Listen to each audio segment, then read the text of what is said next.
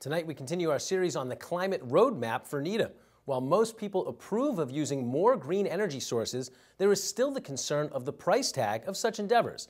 We spoke with the president of Green Needham, Michael Grice, and the vice chair of the Needham Select Board, Mary Ann Cooley, about financing green projects in the future. There isn't really a specific cost to implementation because it is a strategic plan and you consult it along the way as you do projects.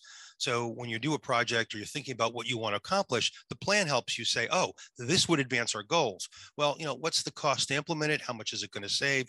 So that will happen on a case-by-case basis as we look at taking actions in the community. We have a perpetual list as we're looking at our vehicles and our fleet replacement, where each vehicle will determine if it's something that can be replaced with an electric vehicle. We have an ongoing set of projects where we've been looking at places where we can create electric fueling stations. And we're thinking about whether those should be something that anybody can plug into or something that will be chargeable to people to access, how that will work. We're looking at expanding solar canopies in some places and putting some new solar capacity in the town, where we'll be discussing the Jack Cogswell building and adding solar to that project. As we look at doing things like adding solar, we also talk about how it's financed, because in fact, a number of the benefits of it are decreased if we have to finance it. But in fact, right now, we may be able to use the American Recovery Plan Act money to pay for it essentially out of cash rather than having to finance it. That would improve the return to the town of that particular work.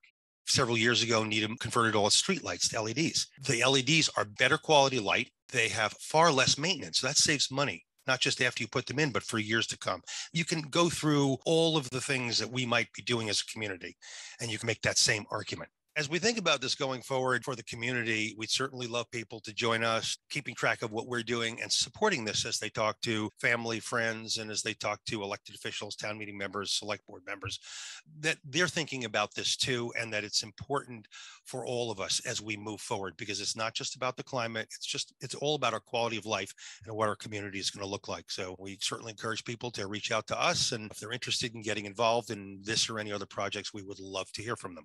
I certainly expect that we can and will hold some forums to understand what Needham residents are expecting. But to some extent, at the end of the day, it's really not going to be a matter of opinion or what people's wishes are. It's really going to be a fact-based discussion. And those facts will lead us to the actions that we're going to need to take. Really the goal in most of these is not that you would really impact the residents.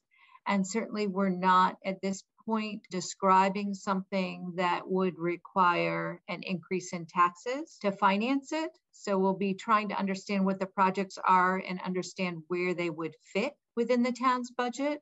All those are questions that remain to be seen.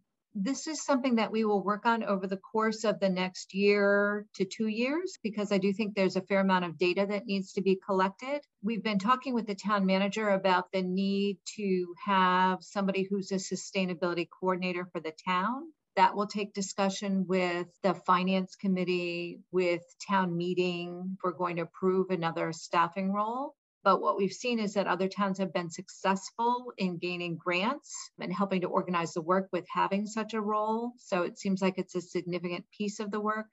There's a lot of parts that have to come into place and happen over the next couple of years. And of course, as I think many people understand, just transitioning to electric is not sufficient if your sources of energy for electricity are still dirty carbon sources.